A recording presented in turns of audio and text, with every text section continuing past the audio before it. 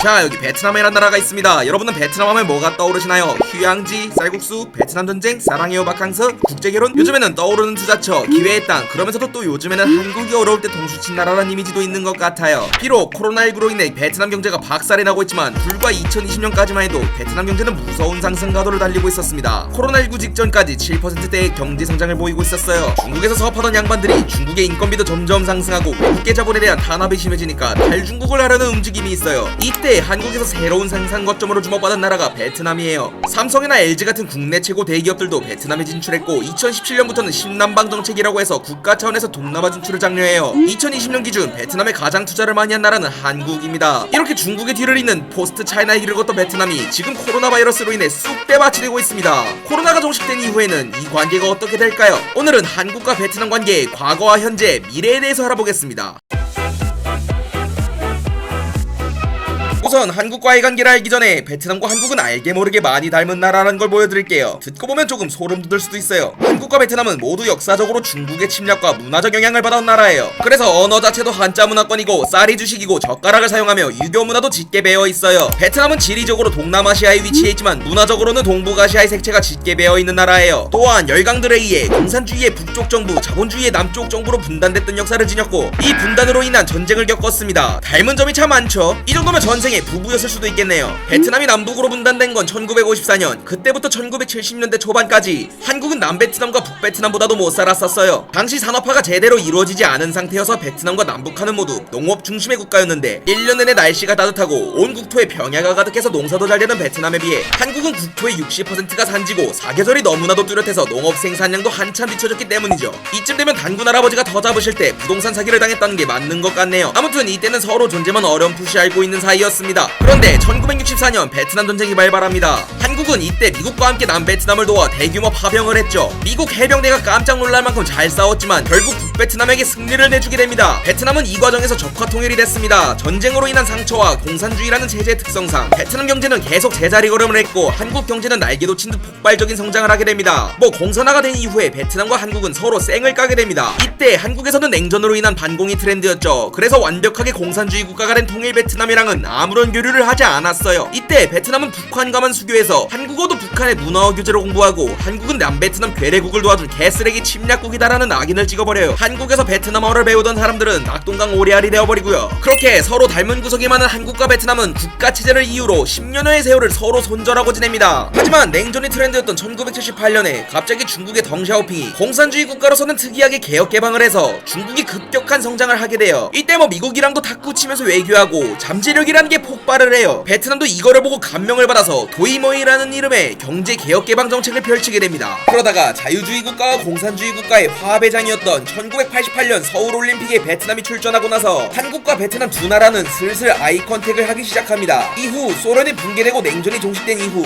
1992년이 되어서는 공식적인 외교 관계를 맺게 됩니다. 하지만 정식 수교국이 된 이후에도 베트남과 한국이 눈에 띄는 큰 교역을 한다거나 하진 않았어요. 당시 최강의 가성비 짱짱국 중국에 밀려 베트남에 굳이 진출할 메리트가 없었기 때문이죠. 90년대부터 2000년대에 한국과 베트남 관계의 키워드는 경제적 교류가 아니었어요. 90년대와 2000년대의 길거리를 기억하는 아재들이 있으신가요? 길거리에는 베트남 처녀랑 결혼하라는 플랜카드가 걸려있고 이때 매체에서의 베트남은 국제결혼과 거부 갈등을 주제로 인간극장 등의 다큐멘터리에 나오는 모습이 대부분이었죠. 문화적으로는 2000년대 초반 웰빙 열풍과 더불어 깔끔하고 담백한 베트남 쌀국수가 한국에 본격적으로 퍼지기 시작하는 정도의 인식이었어요. 하지만 베트남 안에서는 한국에 대한 좋은 이미지가 신나게 쌓여가고 있었죠. 그렇죠. 한류 열풍이 베트남을 신나게 털어버립니다. 한국 드라마와 영화가 베트남에서 흥행하면서 베트남 내에 내부적으로 한국에 대한 좋은 이미지가 쌓여가기 시작해요. 지금도 베트남 넷플릭스 탑10 중에 과반수 이상의 한국 컨텐츠이니까 말 다 했죠. 이렇게 2000년대까지의 베트남은 중국에 밀려서 생산기지로서의 역할도 하지 못했고 낮은 구매력으로 인해 한국 제품을 판매할 시장 거점으로서의 역할도 하지 못하는 어정쩡한 포지션이었어요. 하지만 2010년대 중국의 폭발적인 성장으로 인해 인건비가 올라가고 중국의 해외 자본과 해외 기업 탄압으로 인해 기업인들은 다른 곳으로 눈을 돌리고 있었어요. 한국이랑 가깝고 인건비 저렴하고 외국인 투자를 적극적으로 받아줄 나라가 없을까 하면서 대체제를 찾아다녔어요.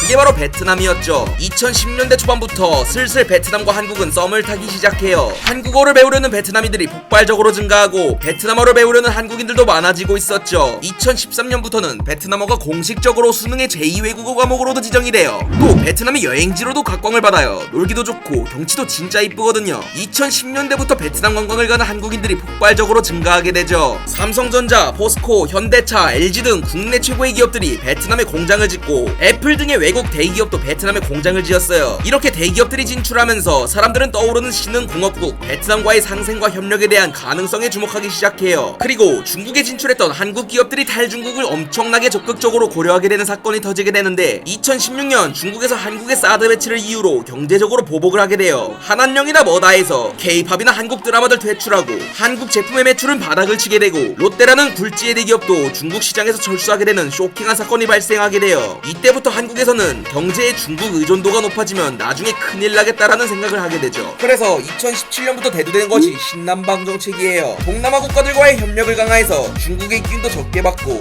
한창 발전하고 있는 동남아에서의 한국의 영향력을 올리자는 정책이죠. 이때 신남방 정책의 중심이 되는 국가가 인도네시아와 베트남이에요. 이제는 국가 차원에서 동남아로 진출해라 라는 움직임이 생기게 된 거죠.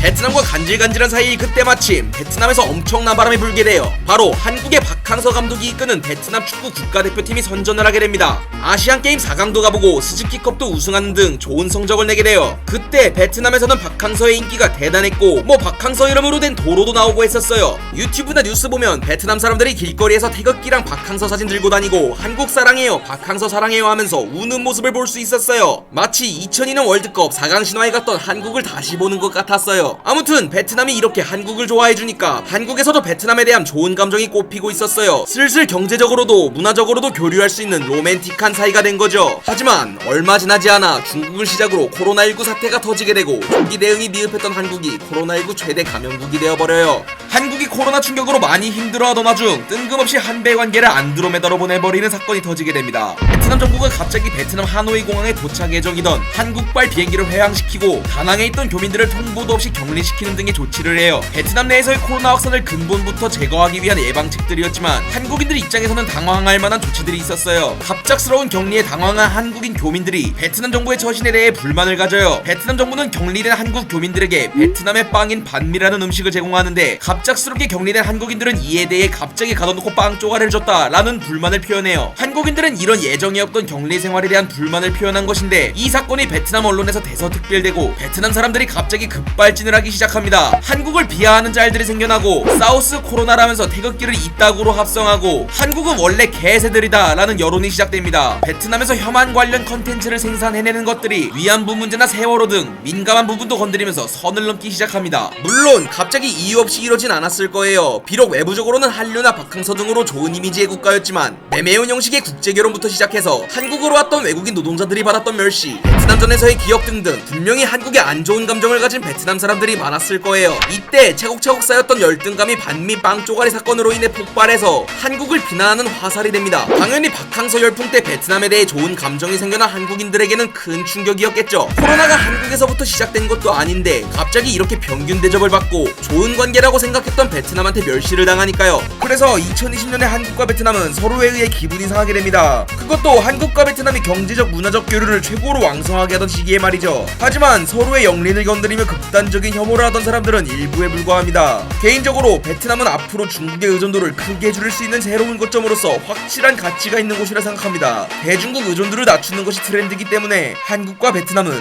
좋든 싫든 협력을 계속할 것으로 보입니다. 이왕 협력하는 거 서로 미워하지 않았으면 좋겠네요. 지금은 베트남 경제가 코로나 직격탄을 맞고 박살이 나고 있어요. 하지만 코로나 사태가 정리가 되면 어떻게 될까요? 포스트 코로나 시대가 오면 베트남이 제2의 중국, 포스트 차이나가 될 수 있을까요? 그때 한국과의 관계는 어떻게 될까요? 오늘 영상 여기까지고요. 저는 두뇌 PTG 트레이너 뇌슬링이었습니다. 감사합니다.